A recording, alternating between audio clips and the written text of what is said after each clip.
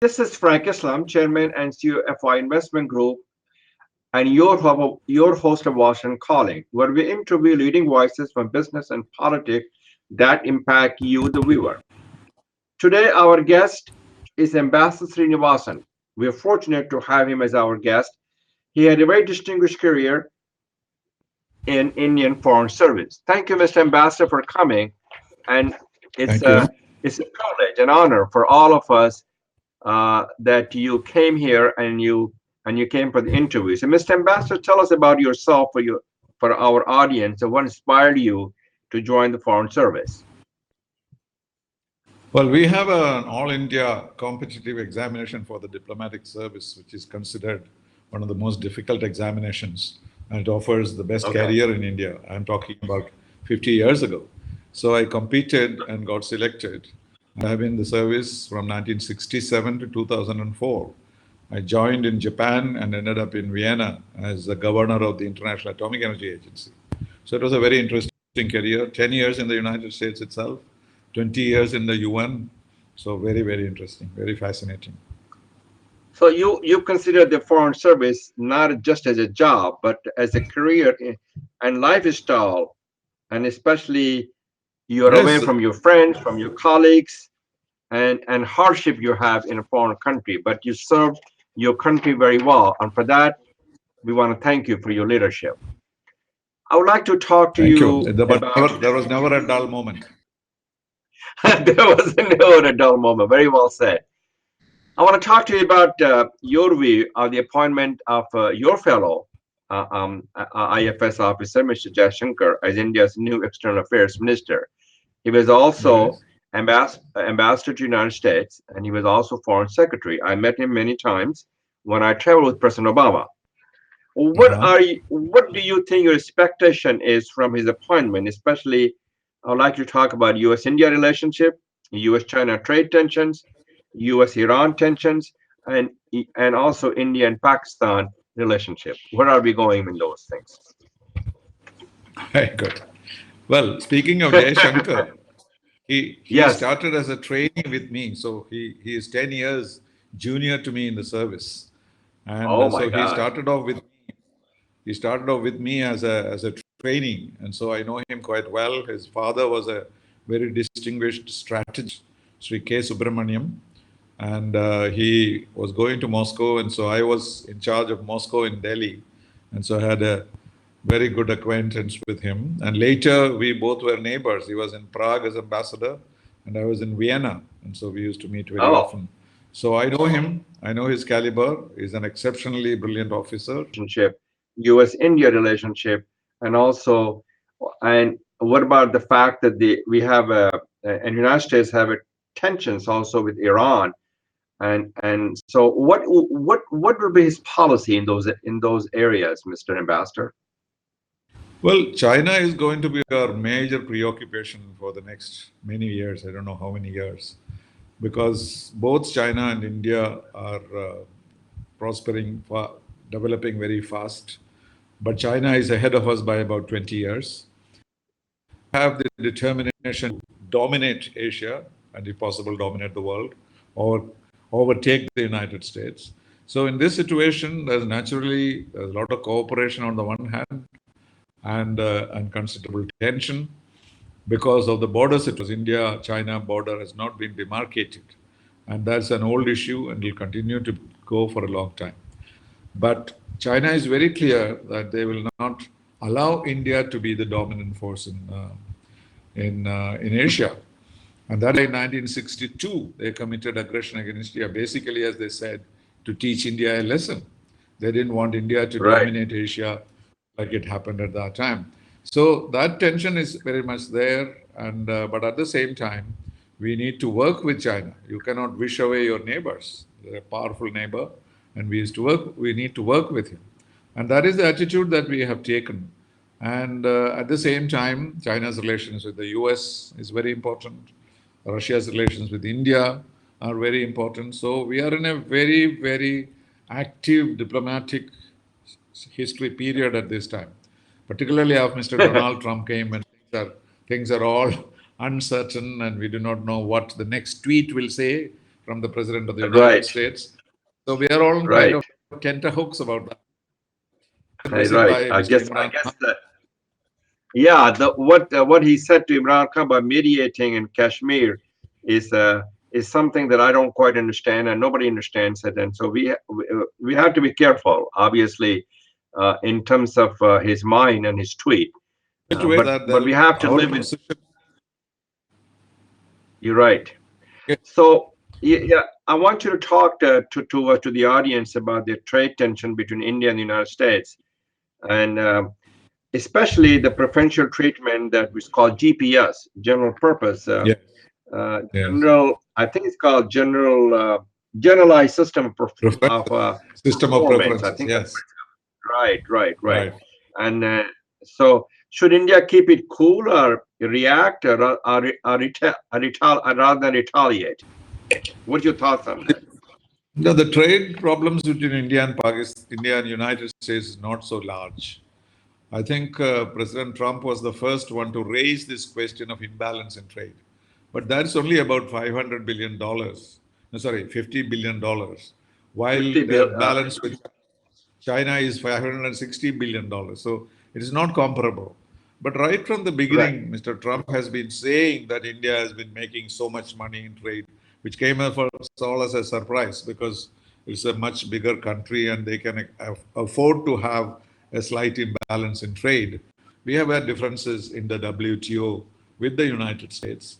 And so he hit upon the idea that in benefiting. And therefore, in the context of his tariff war against China, he also introduced a minor increase in the tariffs with India. And naturally, we had to respond also. But after the Prime Minister and President met in Osaka, there was an agreement that Right. these problems will be resolved between the ministers. So I don't think that Right. the trade issue between India and the US is very big. But there we have other I, problems like I Iran and Russia. right. I agree with you that it's a minor issue, and both countries, India and United States, have a shared interest and shared values. And as you know, there's a bilateral, and in both sides, the all United States, the support for U.S. and India to work together because we have a shared goal and shared responsibility. So, um, my Absolutely. question to you is: what India needs to do to attract foreign investment, and especially improving the infrastructure, which is very important to India, and also job creation. Well, the first and most important thing, there are all kinds Right. of formalities and all kinds of rules and regulations and very So you little talk about hygiene. See, reforming. yes, but the Go reforms ahead. have been done to a great extent. Mr. Modi has introduced so many reforms. He has simplified rules. He has made it easier for people to come and invest in India. He has started this program of Make in India. That is a special program by which he expects people to foreign countries to come and invest in India and make joint production of materials for export, not only for use in India, but export. So, in every way, he is trying to increase investments into India. But of course, the growth has not been very good. It's rather sluggish. The growth has not been Right. excellent. But we are Right. making progress, and we already come up in the list of countries with which you can easily do business. Several steps we have come up. But still, I think companies find it difficult to deal with the bureaucracy in India, and that's the problem. Mr. Ambassador, as I understand, Yeah. you're an accomplished author. Please tell us a little bit about your upcoming book on Modi and his foreign policy. Do you think there has been some success story of Modi's foreign policy? Yes, indeed. It's a very positive book. It's a very positive book.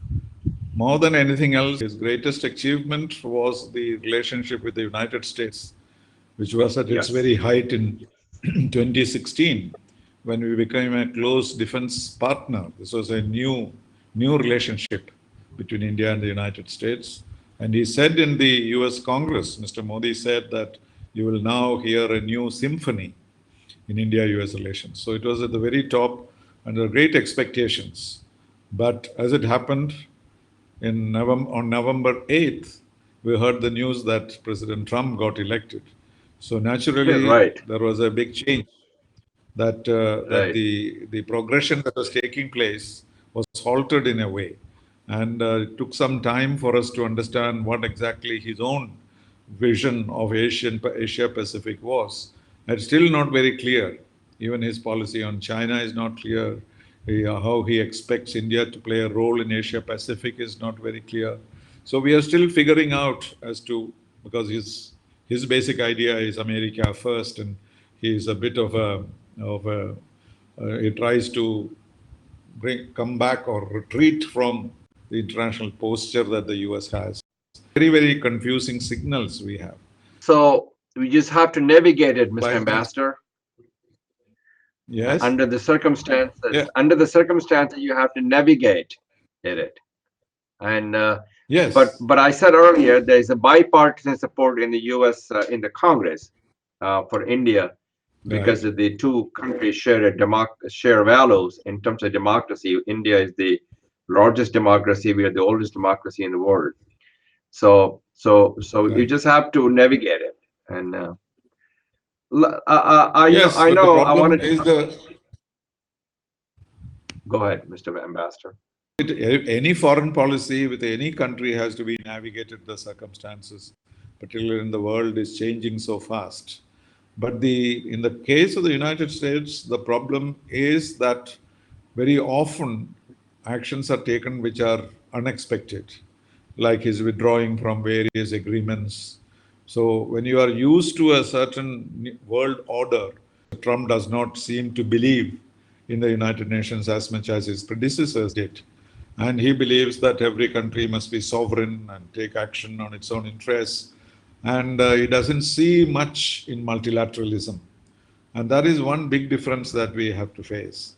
And the world, which was kind of the architecture world after the Second World War, based on multilateralism. And so we have many institutions who work on that basis. And therefore, dealing with everything on a bilateral basis becomes difficult. So you need to have many, many negotiations with many, many countries when you don't have a multilateral framework which everybody understands. The dilemma we are facing today. But we get good news from him. Sometimes we get bad news. This mediation was something which was shocking to everybody because no Indian Prime Minister would have asked for it. And he said he asked. So what do we do to him? And so we can only say we didn't ask. And so, so this is a very difficult kind of negotiation. So we cannot It tell the is. It president is. that he is telling a lie. Yeah. But We anyway, all but of us in the same. Yeah, you're right. All of us in the same boat. We as an American are also challenged by his Twitter and by his words and by his hatred and bigotry against certain people. So we are challenged. The only way we're going to make a change is when we have a new president. right, right, right. But there are all indications that he will continue for another 4 years, right? I'm not really sure. I think that the time will tell. So let's just Yes, wait for exactly. it. I I don't speak on behalf of American people, but time will tell, and I hope um, we'll just see what happens. It's a democracy; you never know what's going to Right. happen, right? But we And if you, but we he has not done anything against India. That is something which we should be clear about. So he has not right, done right, anything I which will agree hurt with India. you. That is very clear. Yeah, yes, yes. But these He has minor a lot of irritations. Yes. respect for India and India's democracy, and he has a lot of respect for Indian Americans, and I haven't had a chance to talk to him several times on this topic. And I want to talk Right. to you before we close the conversation, Mr. Ambassador. What lessons from Kerala can the rest of the India, especially in health and education areas, can learn? A very heavy investment, we have been able to make much progress in education and health. And our statistics show that we are as good as some of the European countries in these two areas. And that is because of the focus that we have given and the investments we have made in both these areas. And plus literacy is another very important factor because Kerala is the most literate state in the whole of India. I don't know whether you heard it because I can't hear you. I can't see you moving. So Yes, there's no question that Kerala has been a beacon of hope when it comes to yes, the health policy as well as education policies. And I would think that the India can learn from their what they have been able to accomplish. And I'm with you on that. Uh, I wanted to also right. talk to you about how do you rate Modi on India's neighborhood policy that compared to his immediate predecessor, and especially Bhutan. As you know, you were ambassador to Bhutan, if I remember correctly. And so, how do you rate his neighborhood policy? Bhutan, Pakistan, and then you have China. We talked about China, we talked about Pakistan, but we haven't talked about Bangladesh and Bhutan. Can you shed some light on it, Mr. Ambassador? Yes, neighborhood policy has always been the challenge of every prime minister because Yes, if you give too many concessions, then they demand more. If we are tough, then they are even worse. And therefore, how to strike that balance of being at one time being correct about this with them and also being able to carry them together. So we have been very, very accommodative of the requests of our neighboring countries, and we had a fairly good relationship. But with the advent of China, with its checkbook diplomacy, I think things have changed a little because many right. of these smaller countries look up to China for big projects, something, the gifts that they hand out, those things we are not able to do. Pakistan is an old story. China has been very close with Pakistan for a long time. But the other countries, like Bangladesh or Maldives or Sri Lanka or Bhutan, they have Bhutan. moved away from us practically because of the Chinese seeing that their interests lie in India, and therefore there have been some improvements. What Mr. Modi did was he put this as his first priority. In fact, he's the only Indian Prime Minister who has said that South Asia has to progress together. Our economic progress cannot be real unless our neighbors join with us. And that was a very good signal he gave. But at the end of the 5 years, we do not find that our relationship with our neighbors is any better. Anything, it has become only worse. But towards the end of his fifth year, he has been able to rebuild some relationship with Sri Lanka and Maldives. And new governments have come and they are less inclined towards China. So, this is a battle that we have to fight all the time. And neighbors are generally not very friendly according to the old theory, Arthashastra, and so on. So the nearest neighbors always tend to be inimical. But next to that, the next line of neighbors will be your friends. And that is the theory that's heard about. And this is very true in the case of India. We have had a lot of problems with our neighbors. We make a lot of concessions. We have given them lag. We have done various things. But you can never meet all their requirements. And they're all dependent on India in many ways. Thank you, Mr. Ambassador, and thank you very much for coming to our show. This is Frank Islam wishing you a great week, and thank you for watching.